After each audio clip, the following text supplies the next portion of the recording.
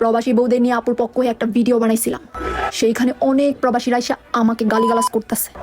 সেই সব প্রবাসীদের উদ্দেশ্যে বলছি, আমাকে গালিগালাজ না কইরা তোদের বউদের যে বাংলাদেশে পরপুরুষেরা ধুইয়া খায়া ইউজ করে ছাইরা দিতাছে ওই দিকে নজর দে বেটা।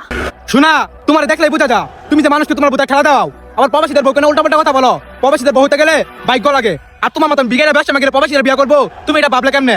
নেক্সট টাইম যদি প্রবাসীদের বউকে উল্টাপাল্টা কথা বলো, আমি একলাই তোর বুঝা ঠেলা দেবো, তোর মার বুঝা ঠেলা দেবো, তোর 14 গোষ্ঠীর বুঝা ঠেলা দেবো। ঠিক আছে?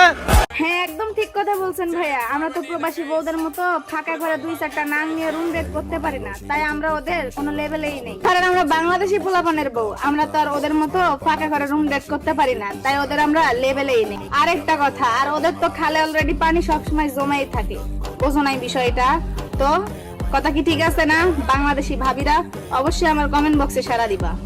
এই বৃষ্টি খাইন কি মাগি, আমি তোর ভিডিও বানাইছি, আমি মুসলিম মাগের ভিডিও বানাইছি। তোর জলে কেন? তোর বুদা ফিল করতেছে, তোর বুদাতে আমি ঠেলা দিতাম।